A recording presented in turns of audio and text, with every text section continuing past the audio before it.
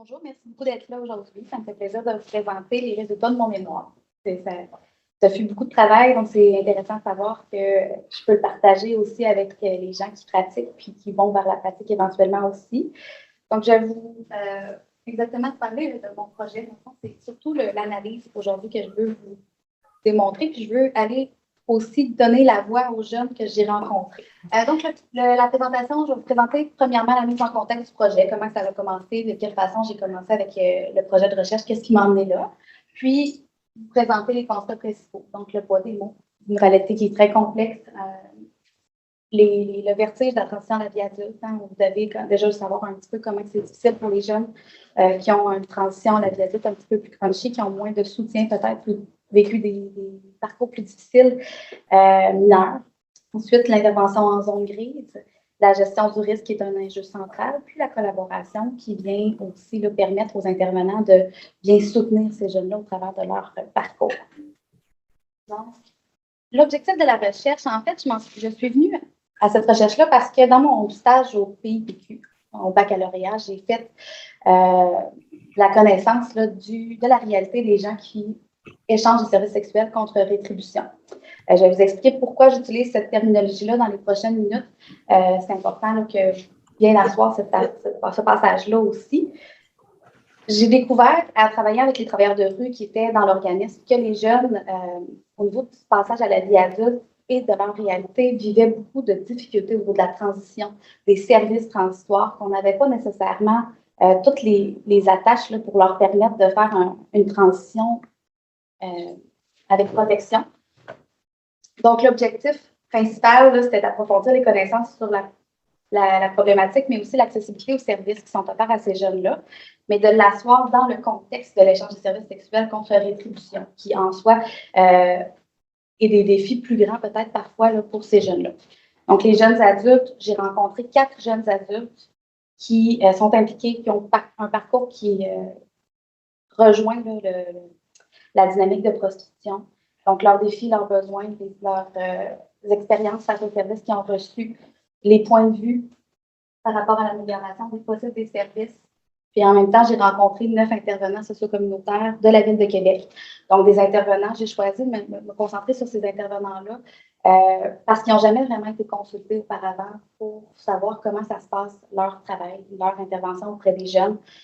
Donc, c'est 9 intervenants qui viennent de plusieurs milieux. On parle autant de l'éducation, de la transition au niveau de l'hébergement, que de l'accompagnement de proximité ou des soins de santé. Donc, on est allé chercher un petit peu là, plusieurs champs de compétences pour voir comment eux transitent avec ces jeunes-là dans leur travail. Donc, leurs défis qu'ils rencontrent, les besoins, la vision des besoins des jeunes aussi, voir est-ce qu'ils ont la même compréhension des besoins que ce que les jeunes nous rapportent, le point de vue sur l'amélioration possible des services, puis aussi l'action collective, comment elle se traduit concrètement là, dans leur réalité. Est-ce que c'est si simple que ça de le faire?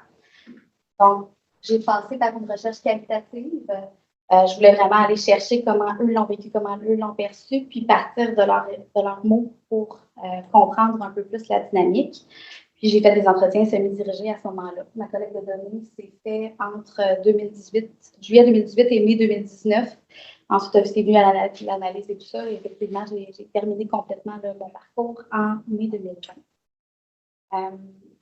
Puis actuellement, je travaille en milieu scolaire, puis je peux vous dire que les zones grises existent aussi. Je les vis encore. J'ai beau avoir travaillé pendant plusieurs années au PIPQ, avoir fait mon mémoire sur ce sujet-là. Quand j'arrive avec un contexte un peu semblable, je vis moi aussi la pression de la zone grise, puis la difficulté qu'on rencontre. C'est pas parce que je connais le sujet que c'est plus facile nécessairement pour moi de prendre les bonnes décisions quand on arrive devant un jeune. Donc, je souhaitais vous introduire ici la terminologie. La terminologie que j'ai choisie d'utiliser, c'est l'alliance. Contre rétribution.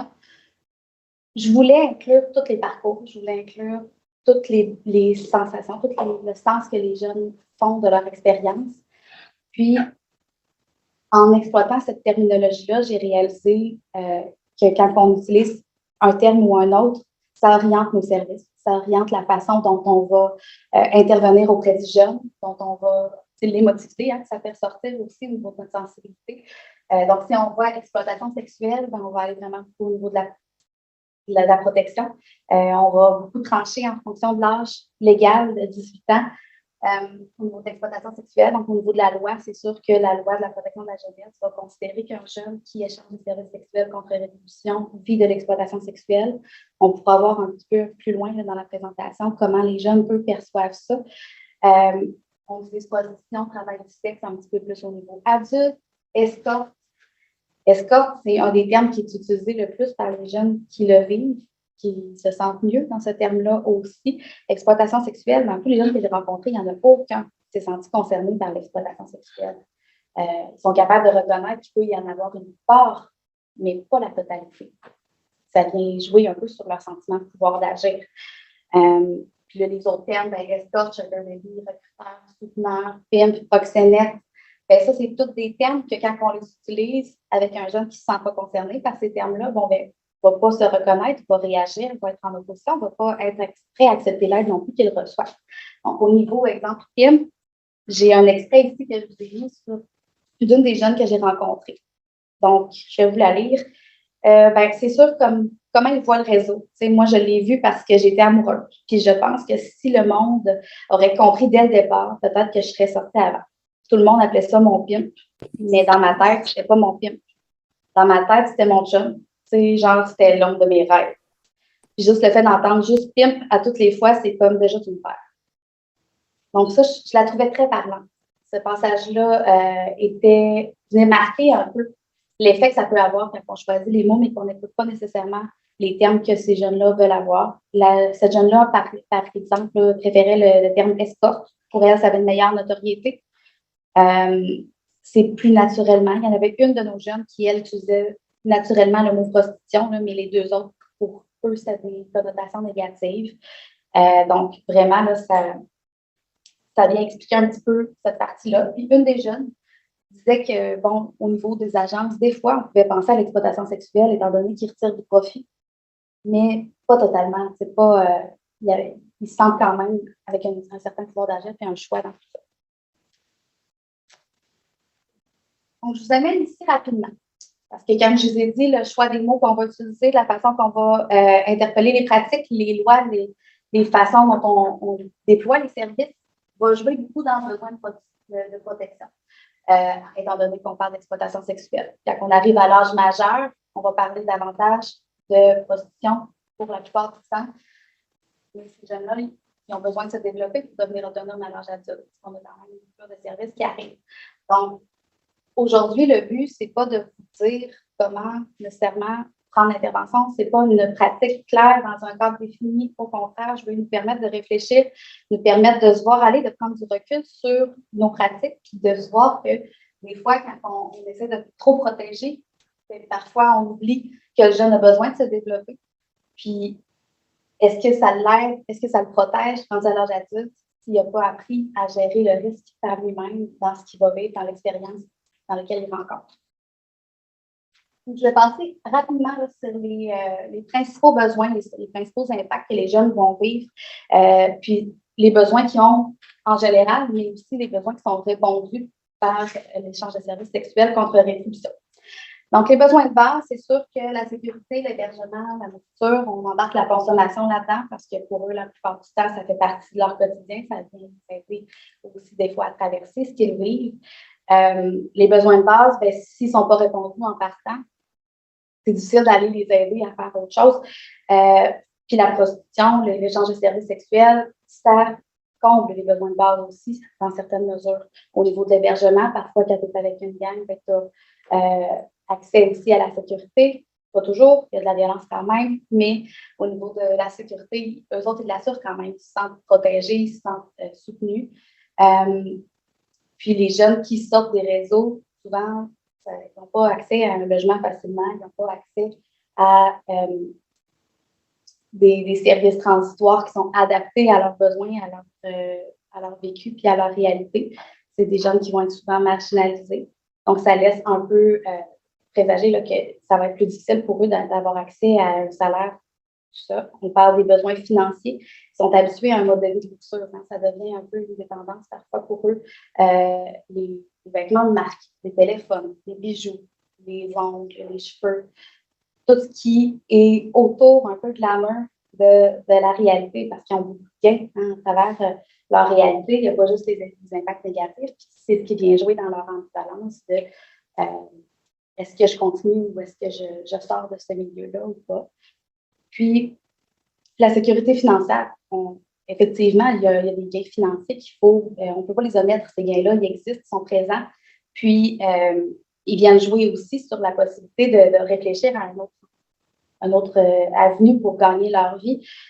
Puis, souvent, ces jeunes-là, ils n'ont pas nécessairement une grande scolarité. Il y en a beaucoup, mais ça dépend toujours. Là, on a vraiment un spectre très grand de réalité. Mais si on n'a pas terminé nos études, des fois, c'est difficile de dire je vais aller chercher un salaire qui va me permettre de garder le même mode de vie, la même sécurité que j'ai en ce moment. Donc, puis au niveau affectif, effectivement, le sentiment d'appartenance, le besoin d'être valorisé, d'être aimé, de se sentir apprécié, de se trouver belle, puis en même temps, de créer des liens significatifs aussi avec les intervenants, c'est important pour eux quand ils ont accès à quelqu'un qui ne va pas les juger, qui va les intégrer, ça vient répondre à leurs besoins. Donc, ces résultats-là, ils laissent croire que les jeunes sont en quête de liberté, d'identité, d'autonomie et d'amour. Puis que l'échange de services sexuels, ça peut répondre à ces besoins-là également. La violence fait partie de leur réalité aussi. Hein, on ne peut pas le mettre. Puis les jeunes, ils vont en parler, ils vont les nommer, les impacts qu'ils ont vécu dans leur réalité. Puis c'est ce qui vient un peu aussi confronter les intervenants dans cette violence-là. Puis quand on retourne vers la même violence, on sait les impacts que ça a sur le jeune, puis que le jeune décide de retourner, les in and out, qui sont très fréquents pour ces jeunes-là, ça vient un peu confronter parfois les intervenants qui travaillent avec eux. Mais les jeunes vont nommer la violence physique, la violence psychologique auprès des clients, par les gangs, par les clients, par les proxénètes. La violence sexuelle, ça peut être des abus passés qui les ont aussi amenés à vivre des dissonances par rapport à leur sexualité, par rapport à leur identité sexuelle.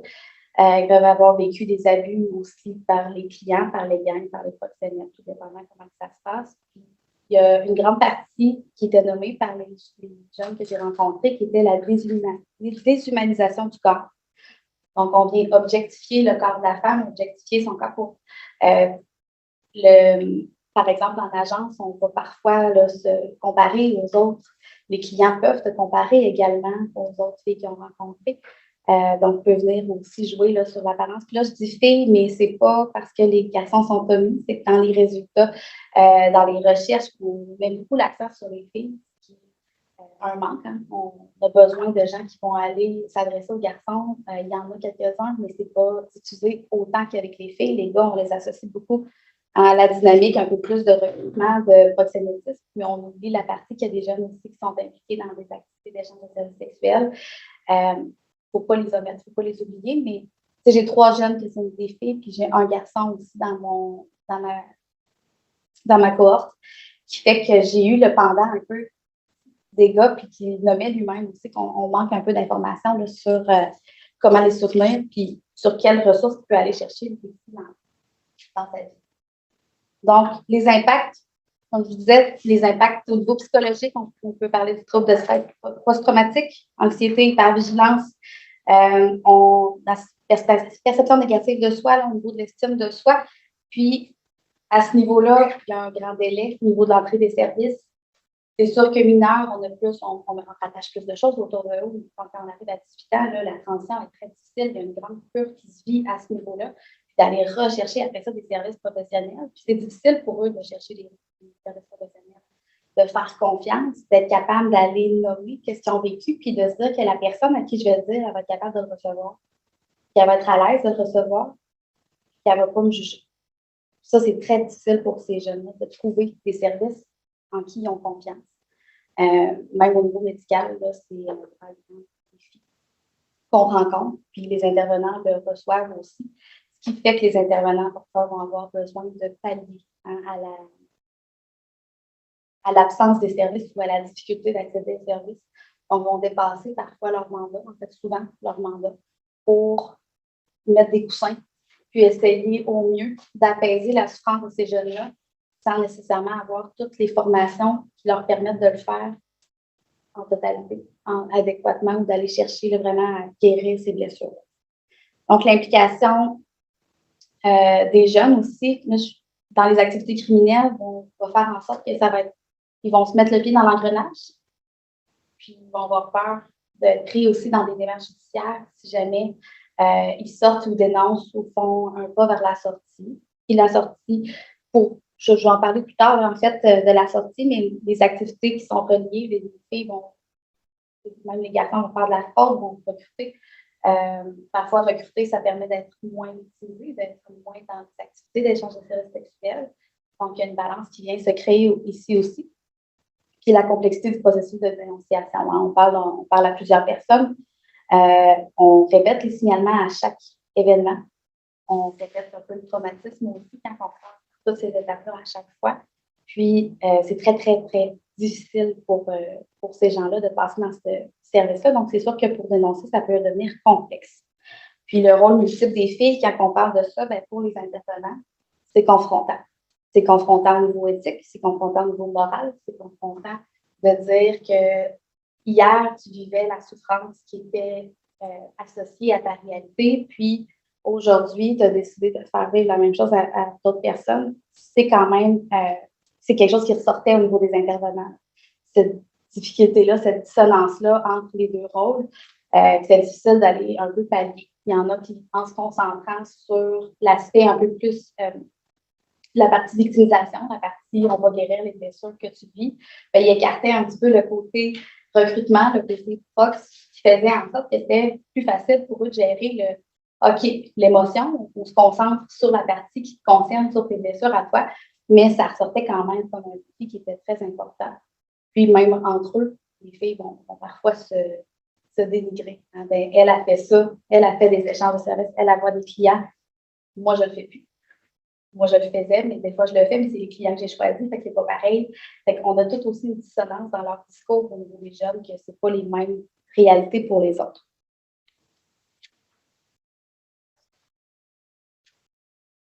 Cet extrait-là, c'est pour... c'est une jeune, en fait, qui l'a vécu. Ben moi, c'est pour le choc post-traumatique. Je trouve qu'il n'y a pas assez de services. Genre, il n'y a personne qui s'y connaît là-dedans. Les psychiatres, ils se poussent tous les dossiers, genre. Tu sais aussi, quand tu as besoin d'aide, je trouve qu'il n'y en a pas. C'est, mettons, moi, ils m'ont envoyé genre au X avec les TPL parce qu'il n'y avait pas de place, genre, pour les traumas. Les trucs de même, tu comprends? Puis toutes les affaires de viol, là, puis tous ces trucs-là. Tu sais, oui, il y a tout ça, mais je trouve qu'il y en a vraiment pas assez pour tout le monde. Quand on parle de trou de service, ils ressentent, ils vivent, ça fait partie de leur parcours. Donc, on fait face à une réalité qui est très, très complexe. On a des besoins qui sont multiples, qui vont dans tous les sens, encore plus quand on transite dans la l'âge adulte à 18 ans. C'est un mode de vie de survie. C'est clandestin, c'est marginal, puis en même temps, il y a de l'adrénaline qui va être vécue. Fait qu'on patauge entre l'ambivalence. C'est un vécu qui est lourd, qui est intense. On va avoir une dépendance au mode de vie, de l'ambivalence entre les bénéfices et les impacts négatifs, une très grande détresse psychologique, un manque de ressources qui est flagrant, des délais qui sont importants, puis la stigmatisation qu'on ne doit pas mettre de côté qui fait partie intégrante de leur réalité. Donc, les intervenants doivent porter leur intervention plus loin. Puis, la sortie, pour nous, qui a besoin de protéger, on se rappelle le besoin de protéger, on mise parfois sur sortir de là, mais les jeunes ne sont pas prêts à sortir de là. J'ai écouté une conférence là, récemment sur des gens qui travaillent avec ces jeunes aussi, puis qui disaient que c'est un aller-retour environ de 8 fois là, avant de sortir complètement de la réalité. Donc, ça vient un peu appuyer ce qui est noté ici.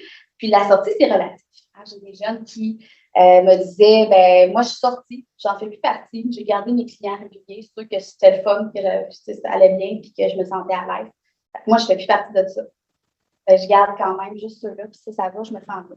Fait qu'ils vont aller choisir en fonction de comment ils se sentent, comment ils vivent, les émotions que ça leur fait vivre. Puis ils vont dire, ben ça, je suis plus à l'aise, ça, je ne le fais plus. Moi, je suis allée danser, j'ai trouvé ça déshumanisant, ça m'a mis mal à l'aise, j'ai arrêté cette partie-là, ben je suis sortie. Il y en a qui disent, ben là, je suis sortie, mais je ne suis pas sûre que je suis prête à mettre une fois là-dessus. J'y pense encore, puis pourquoi pas? Puis peut-être que si je le fais de cette façon-là, ben, ça va être moins difficile pour moi, puis je vais vraiment mettre mes limites, puis choisir. Je n'aurai pas de souteneur, je vais vraiment me concentrer sur ce que moi, je trouve qui est adéquat. Ils vont choisir qui délaisse en premier, à dire, ah, ben ceux-là, c'est facile de leur dire j'arrête, mais lui, je ne suis pas bien. Je ne suis pas encore prête à dire, hey, je t'offrirai plus de service, c'est terminé, je change. Fait que la sortie, c'est très, très relatif. Puis j'en ai juste une sur les 4 qui me disait, c'est terminé, j'y retourne plus, je ne veux plus rien savoir. Puis elle, son processus de sortie a commencé quand elle a décidé de porter plainte et de dénoncer. Pour elle, c'était comme ça que ça s'est passé. Donc, pour les jeunes, ben, c'est une grande balance décisionnelle. Donc, c'est important que l'intervenant soit au respect de ce rythme-là. Puis, c'est ce qui s'attend des intervenants aussi qui vont les rencontrer. Donc, on parle d'ouverture, on parle de souplesse, on parle d'absence de jugement. On veut éviter la stigmatisation, on veut les croire, puis on veut avoir une bonne connaissance de nos propres préjugés, de notre propre vécu par rapport à ce qu'eux vivent. Si on a des blessures, si on a des impacts, c'est important qu'on puisse aller les traiter, prendre un recul de notre côté avant d'arriver devant le jeune pour leur projeter nos craintes et notre façon de voir ce qu'ils sont en train de vivre. Le respect du rythme, dans le fond, autant dans la création du lien que dans le dévoilement et dans la prise de conscience. Quand on parle de dévoilement, bien, des fois, on est obligé d'aller un peu à l'encontre du rythme du jeune. Puis, comme je vous disais tantôt, même au milieu scolaire, je le vis encore. Je l'ai vécu récemment dans l'obligation signalée de pousser un peu le jeune vers, mais on est obligé de le faire la journée même qu'il nous le dit. On est obligé de le mettre tout de suite dans le bateau parce que nous, on ressent le sentiment d'urgence de s'assurer qu'on a fait notre devoir de citoyen, notre devoir professionnel. C'est ce qui ressort chez nos intervenants. Ce malaise-là de devoir dévoiler alors qu'elle me fait confiance, puis je suis peut-être en ce moment son seul lien significatif de confiance. En proche de proximité, en travail de rue, parfois, tu es la dernière ligne, tu es la seule personne à qui tu parles. S'il est en fugue, c'est toi qui vas appeler, qui va dire hey, je fais ci, je fais ça, je suis en sécurité. Oui, on travaille le retour, mais on travaille aussi à ce que le jeune se sente bien et qu'il n'arrête pas de m'appeler.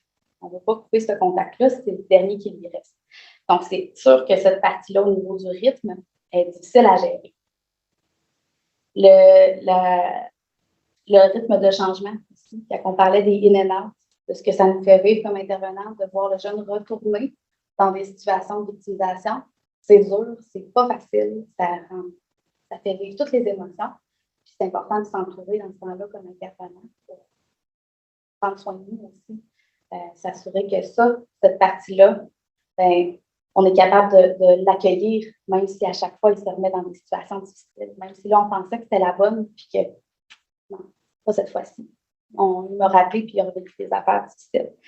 Donc, considérer l'expérience de l'échange sexuel dans sa globalité, c'est très important quand on parlait de la multiplicité des besoins, de l'ambivalence, des gains. Et on n'a pas le choix de considérer ces gains-là parce que ça fait partie de leur réalité. Prendre un temps de réflexion puis recevoir du soutien professionnel, ben c'est là que je vous emmenais aussi parce que c'est important de prendre soin de nous, de prendre soin de vous.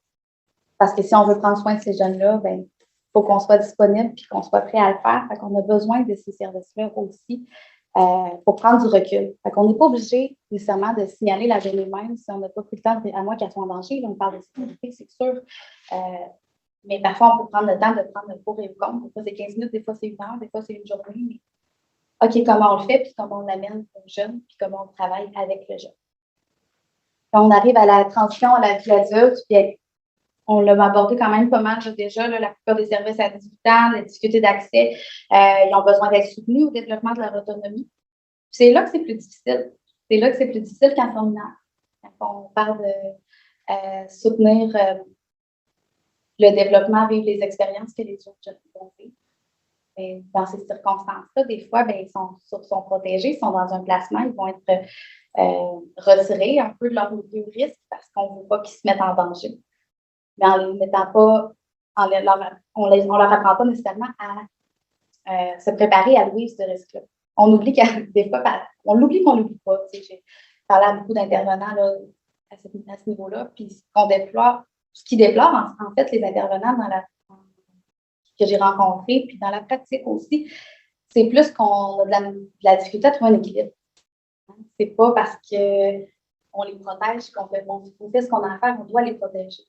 Mais comment on est capable de les aider à se protéger eux-mêmes? Donc, c'est un petit peu là que je veux vous amener aujourd'hui. Il y a une des jeunes qui me parlait de comment qu'elle vivait avec son prox, comment ça se passait, puis qu'elle a un peu régressé au niveau de son autonomie pendant son parcours, parce qu'il contrôlait tout ce qu'elle faisait. Il contrôlait ses repas, il contrôlait quand elle dort, quand elle sort, quand elle contrôlait tout. Fait que s'il n'était pas là, elle ne mangeait pas. S'il n'apportait pas de quoi à manger, elle ne mangeait pas. Fait que tous ses besoins étaient comblés un petit peu par. On parle de contrôle, on parle de manipulation, on parle de gestion complète de son mode de vie.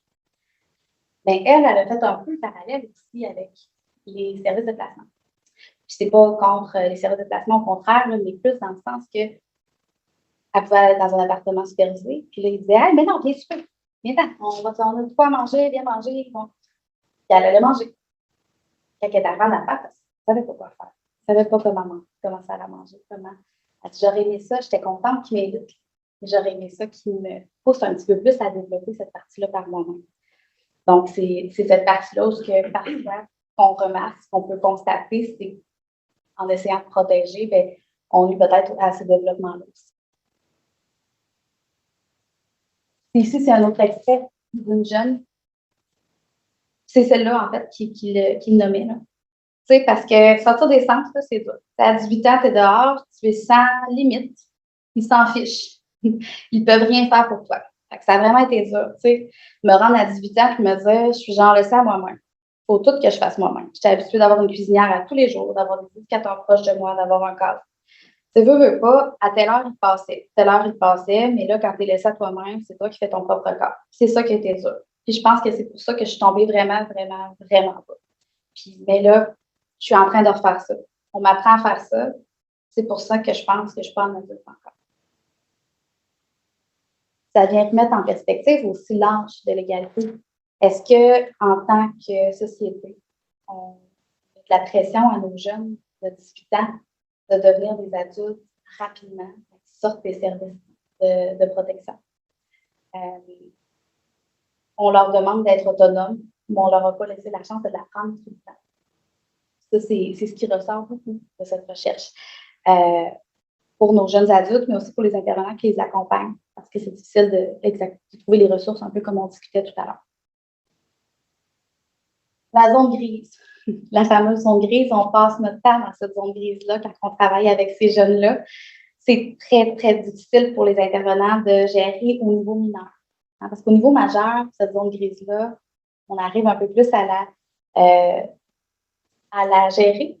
Je dirais que c'est plus facile parce qu'on a l'impression qu'il y a un plus grand niveau de conscience, qu'on a un degré de maturité qui est plus important, que les gens sont plus transparents aussi par rapport à leur vécu. On peut aller plus loin, on peut poser des questions, on peut les amener à réfléchir aux risques qu'ils prennent, aux facteurs de protection qu'ils pourraient mettre. Au niveau mineur, c'est plus difficile. Les jeunes, ils ne veulent pas se dévoiler parce qu'ils ont peur des services de la DPJ, ils ont peur qu'on va parler à leurs parents, ils ont peur qu'on va les mettre en placement. Donc, ils vont choisir de ne pas dire ce qu'ils vivent. Puis ça fait que les détresses qui sont encore plus importantes. Parce que rendu au-dessus de 18 ans, tu parles à ton travailleur de rue, il n'y a pas de mandat légal, tu parles à ton intervenant, tu peux aller voir un psychologue, tu peux dire ce que tu veux de ce que tu as vécu. Il n'y a personne qui va te mettre en protection. Mais les jeunes, ils vivent comme ça, ils se camouflent un peu là-dedans. Donc, c'est ce qui vient jouer aussi au niveau de l'ambivalence des intervenants, là, mais c'est prenant pour eux, puis c'est confrontant de savoir que le jeune vit quelque chose, puis tu sais qu'il ne dit pas. Le signalement, ben, c'est, quand on parlait d'imputabilité, hein, c'est important pour les intervenants de se sentir bien dans leur pratique, mais ça fait la zone grise, ça nous amène toujours à se demander qu'est-ce que je fais, comment je le fais, est-ce que je prends la bonne décision, ça va être quoi l'impact sur le jeune, est-ce que ça va être pire finalement de passer au travers de ça maintenant alors qu'il n'est pas prêt. Le concept d'exploit, ça aussi, ça a été beaucoup remis en question par les intervenants parce qu'on va très légalement au niveau de l'exploitation sexuelle, mais les intervenants, ce qu'ils nomment, c'est que j'ai des jeunes qui ont 16, 17 ans, qui sont bien plus volontaires, qu'il y a des jeunes de 22, 23 ans, des fois, qui sont vraiment dans une situation d'exploitation sexuelle puis qui sont vraiment dans un contrôle majeur au niveau de manipulation. Donc, les intervenants ont amené un petit peu, puis aussi, là, dans les recherches qui sont appuyées, là, un degré de vulnérabilité, de victimisation, puis un degré de volontariat. Il y a une partie de ces jeunes-là qui choisissent. Il y a une partie de ces jeunes-là qui ont besoin de savoir qu'ils ont un certain pouvoir d'agir dans leur situation, même si ce n'est pas parfait, même si ce n'est pas génial. Il y a ils ont quand même pris la décision à travers des restrictions qu'il y avait de faire ce choix-là pour se protéger ou de faire ce choix-là pour répondre à des besoins. Cette partie-là, on la néglige parfois parce qu'on veut les protéger. Donc, la perception du jeune est très importante. Puis si on n'écoute pas, si on n'utilise pas ces mots-là, puis si on ne considère pas cette partie-là qui est nécessaire à leur cheminement, bien, ils vont moins s'ouvrir, ils vont moins cheminer, on va être moins en mesure de mettre des plans de protection autour de leur situation. Donc, est-ce que c'est réellement une question d'âge, d'exploitation sexuelle, ou c'est plus une question de contexte et de plan de sécurité? Ça, c'est une question que je vous lance. Il n'y a pas de bonne réponse, à mon avis. On est dans les zones grises. J'ai 2 extraits ici. Il y en a une qui est une intervenante, donc qui vient justement le nommer. C'est les mêmes détresses. C'est les mêmes détresses. Je pense que la détresse mineure, elle est pire. Et peut-être entretenue par notre réseau, par nous, par nos lois, dans le sens où les majeurs peuvent me parler librement. Donc, vont vivre, eux, une fin de semaine épouvantable.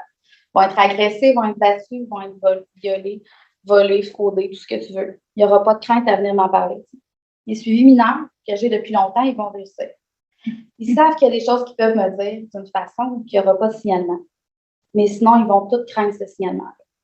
Fait qu'ils vont éviter. Puis ça, je trouve ça extrêmement grave. Ici, la jeune.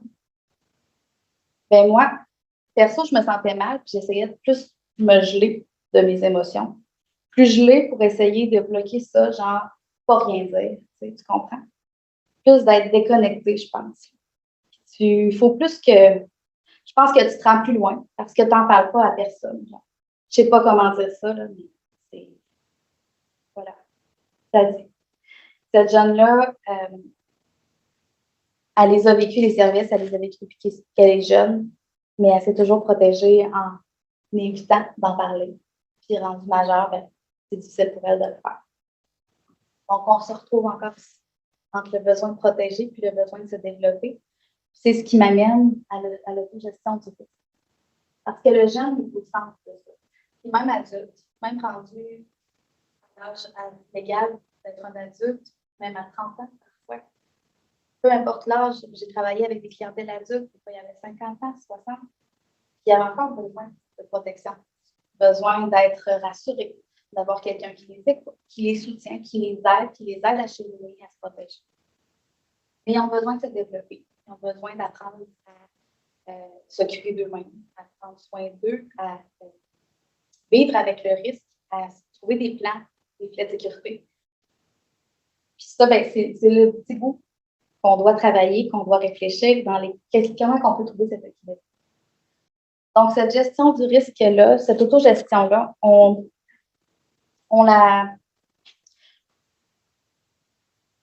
souhaite écouter les jeunes dans ce qu'ils vivent. On doit revoir peut-être nos pratiques, notre façon d'intervenir, notre façon de les rencontrer, considérer leur expérience dans leur globalité, leur redonner leur pouvoir d'agir, les impliquer dans les décisions qui les concernent dès l'âge mineur. Ces jeunes-là, ils savent qu'on a des besoins, qu'on n'a pas le choix de faire des actions pour les protéger, les mettre. Mais ils ont besoin d'être impliqués dans ces décisions-là, dans le comment ça va se faire. On n'a pas le choix de le faire, mais dans comment on va le faire, eux autres, ils ont peut-être leur mot à dire, puis ils sont peut-être prêts à faire des compromis, à regarder où est-ce qu'il y aurait un équilibre entre moi, mon devoir de te protéger, puis toi, ton besoin de te développer. Identifier donc avec ce jeune-là les facteurs de risque, l'aider à les intégrer dans sa réalité pour qu'ils soient moins des risques. Les définir avec eux les stratégies de protection qu'on va mettre en place, leur offrir un filet de sécurité dès l'âge mineur, un filet de sécurité qui va être prolongé à 18 ans. les approches de proximité, les référer tout de suite à des intervenants communautaires qui, eux, n'auront pas la cure de service à 18 ans qui vont permettre de pouvoir continuer après à les soutenir dans leur réalité. Améliorer aussi les services transitoires, ça c'est un rêve, on idéalise, on souhaite qu'il y ait plus d'hébergements transitoires, que les critères d'accessibilité soient plus faciles à atteindre, que les jeunes aient moins besoin de se sentir... parce que même les hébergements, ils ont des critères de sélection. Ils ne consomment pas. Il y en a qui acceptent la consommation à moindre mesure, mais c'est difficile d'avoir accès. Il n'y en a pas beaucoup non plus, on en manque. Puis on en manque aussi mineur. Il y en a quelques-uns, mais on n'en a pas suffisamment. Donc, à ce niveau-là, puis aussi au niveau psychologique, comme on parlait au niveau des détresses, pour soutenir un petit peu les intervenants qui les accompagnent également dans cette démarche-là. Furman et Pierce, que j'ai dans mon mémoire, là, si vous allez le consulter, il demandait de donner aux jeunes l'opportunité de créer des relations de confiance qui vont leur permettre de s'ouvrir davantage. Mettre en place des pratiques qui, dès l'âge mineur, pour éviter que les services se produisent un peu les dynamiques d'exploitation, un peu comme on parlait tout à l'heure, au niveau du contrôle, puis de la protection, puis de la manipulation, qui vivent en exploitation sexuelle. Donc, essayer d'adoucir un petit peu cette transition-là dès l'âge mineur, parce qu'eux autres, ils vivent, puis ils ne vivent pas comme nous, on le perçoit. Pour faire tout ça, on n'a pas le choix de collaborer. On n'a pas le choix de travailler ensemble, puis de s'épauler, puis de s'écouter, puis d'essayer de se comprendre, hein, parce que des fois, on va parler d'un organisme communautaire, on va parler de la police, puis on va parler de, exemple, la protection de la jeunesse. On n'a pas les mêmes mandats, on n'a pas les mêmes gens qui regardent ce qu'on a à faire, puis des fois, on se comprend. Puis des fois, on est comme dans notre bulle, puis on se dit, ben voyons donc qu'ils pensent ça, eux. Mais eux autres, dans leur bulle, là, ils n'ont pas les mêmes facteurs, ils n'ont pas les mêmes idées, ils ne la connaissent pas, la rue. La rue, elle peut faire peur quand tu l'as jamais été. J'ai la chance d'avoir fait mon parcours professionnel, autant dans le communautaire que dans le réseau. Je n'ai pas fait la protection de la jeunesse, mais au réseau scolaire, on a à transiter un petit peu à travers de ça. Je trouve que c'est un juste milieu entre les deux. Là. Je vois les contraintes du milieu, puis en même temps, ben, mon pendant de travailleuse de rue ou PPQ m'a permis quand même de vivre un peu cette latitude-là, mais aussi le risque de me promener dans les ruelles, de vivre la rue, puis de me rendre compte que c'est des humains. Puis ces humains-là, même s'ils ont pris vraiment beaucoup de mauvaises décisions ou qui se mettent en danger ou qui mettent d'autres personnes en danger, ben, ils ont des besoins, puis c'est des humains. Fait que cette partie-là, je pense qu'elle est importante. Puis si on se met à se parler, s'écouter, ben, on va commencer à peut-être trouver des terrains d'entente et des équilibres qui nous permettent de travailler en collaboration. Ça m'amène à me demander, est-ce qu'on est assez outillé? Est-ce que tout le monde se sent assez outillé? La réponse des intervenants, c'est non. La réponse des jeunes, c'est non. Je sais que j'ai l'impression que les gens ne sont pas prêts à recevoir tout ça. Les besoins des intervenants, c'est de savoir un peu plus comment intervenir auprès des mineurs, intervenir dans les zones grises, intervenir auprès des garçons, hein, parce qu'on n'en parle pas beaucoup. Puis les garçons, ben, ils ne sont pas au courant des ressources qui existent non plus parce qu'on ne les publicise pas. On ne fait pas beaucoup de prévention pour les garçons qui sont impliqués dans l'échange de services sexuels. C'est ce qui ressort beaucoup aussi de mon mémoire. La référence, c'est pas pour se débarrasser d'une patate chaude qu'on ne sait pas quoi faire avec. La référence, c'est pour mieux se préparer parce qu'on veut s'assurer que le jeune ait la réponse à ses besoins. Fait qu'on va référer vers une ressource plus spécialisée, mais parfois, on va se référer, nous, à la ressource spécialisée parce que le lien est avec nous. Le jeune qui a choisi de se dévoiler, il n'a pas nécessairement envie que tu le réfères, même si tu n'es pas spécialisé, parce que c'est à toi qui fais confiance. Cette partie-là, des fois, on l'oublie parce qu'on ne file pas bien avec la patate chaude. Puis au communautaire, bien là, ils travaillent là-dessus. Ils essayent de faire en sorte de répondre aux besoins, même si je ne sais pas. Ils vont chercher les réponses. Ils vont aller parler aux gens qui s'y connaissent davantage. Ils vont faire des formations, consultations. Ils vont mettre des coussins, travailler en équipe. Puis ça, c'est le plus important. Les défis, j'avais oublié. J'ai une jeune qui le nomme justement. c'est pas eux, tu sais, oui, tu peux arriver au X et dire, tu sais, je viens de sortir d'une soirée avec un client, puis c'était épouvantable. J'ai pas l'impression que les intervenants sont nécessairement prêts à entendre ces choses-là ou à les accueillir. Parce que j'ai, de mon expérience, il y a beaucoup de préjugés, il y a beaucoup de mécompréhension du phénomène. Fait que les jeunes, ils sentent qu'on ne se sent pas assez utile. Fait qu'au niveau des pratiques, au niveau de l'organisation de nos services, bien, on est peut-être à penser à se former davantage puis à offrir on en a des formations, mais on n'en aura jamais assez. Ça bouge vite, ça change vite, ça évolue rapidement. Puis je pense qu'on a besoin de se soutenir là-dedans. Donc, quand on intervient, ce qui ressort de la collaboration, on parle beaucoup d'une collaboration individuelle. On parle, oui, on va s'associer à des milieux de pratique, des organismes, mais le lien ne sera pas avec l'organisme, il va être avec l'intervenant, en qui j'ai confiance, que j'ai appris à connaître, que je sais qui va comprendre mon intervention, l'objectif que j'ai planifié, puis qui va me suivre là-dedans, puis qu'on va être capable de travailler ensemble pour le bien-être du jeune. Ces collaborations-là, quand les intervenants quittent, ben, ils se perdent un peu. C'est frites. L'organisme n'est pas le principal objet de la collaboration. Donc, ça, c'est un défi quand même qui est très important quand on parle des mouvements de personnel. Si j'ai mon contact à DPJ, puis que je peux l'appeler et dire, hey, là, je sais pas quoi faire. Comment tu me conseilles de faire ça? À qui tu penses que je vais parler? Comment? Ben, on va travailler ensemble. Mais ça se peut que cette personne-là soit partie après, puis là, je suis là, bon, OK, à qui je vais parler?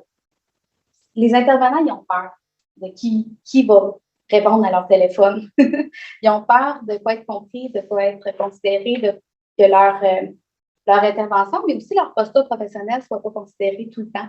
Puis là, j'ai parlé de la protection de la jeunesse, mais ça, autant tous les organismes, là, peu importe leur, leur mandat. Donc, on va faire des références personnalisées à ces jeunes-là pour les mettre en confiance parce que ça ne leur tente pas nécessairement qu'on les réfère. On va chercher des solutions immédiates et communes qui vont nous permettre d'être à l'aise les deux ensemble. Démystifier les mandats pour se comprendre, mais se respecter aussi dans ces mandats-là. Puis l'objectif commun, c'est le bien-être du jeune. On travaille en complémentarité. J'ai choisi les peintures de couleurs parce qu'on a toute notre couleur. Puis c'est important qu'on se mélange là-dedans, puis qu'on se complète, puis qu'on se considère. La collaboration en collectif, qui est plus en espace de collaboration, bien, ce qui ressort, c'est pas là qu'on trouve des solutions concrètes pour nos besoins d'études de cas. Ce qui ressort, c'est qu'on va travailler parfois sur plein de plateaux en même temps, puis finalement, on n'arrive pas nécessairement toujours à des conclusions. Donc, l'espace de collaboration, les intervenants, ce qui ressort dans leur pratique, c'est que ça va beaucoup être aidant au niveau de la formation, de la prévention, de la sensibilisation. Fait qu'on va parler de grand public, on va parler de prévention, là, je me perds mon mot, là, mais en général, au niveau de la population davantage. Puis, ces espaces-là vont permettre de consolider les liens, de se mettre en relation aussi pour créer nos relations de collaboration individuelle dont on parlait. Puis, bien, ils vont se permettre aussi de se concerter et de réfléchir à la problématique. Puis que là, bien, peut-être c'est dans ces espaces-là qu'on va commencer à réfléchir à une pratique commune. Puis aussi, le choix des mots qu'on va utiliser. Est-ce qu'on se remet en question? Est-ce qu'on remet en question les mots qu'on veut mettre de l'avant quand on parle des services qu'on offre à ces jeunes-là? Est-ce qu'on veut s'enlever de la tête l'exploitation sexuelle puis considérer leur dynamique en totalité pour éviter de se mettre dans une posture de protection, mais être plus dans une posture de c'est quoi ton besoin puis comment je peux t'aider, puis essayer d'explorer chaque petite partie de sa réalité. Donc, ça fait le tour des informations que je voulais vous offrir aujourd'hui. C'est le fruit de mon 5 ans et demi de travail à la maîtrise. C'est un sujet qui me tient à cœur, qui va toujours me tenir à cœur. Je suis un peu attachée à cette réalité-là je pense que c'est pour le reste de ma vie. Puis si j'ai pu aujourd'hui vous permettre de réfléchir un peu sur vos pratiques et sur votre façon de le percevoir, ben, tant mieux. Ça me fait plaisir d'être là aujourd'hui. Ça va être la période de questions, là, si vous voulez m'interroger.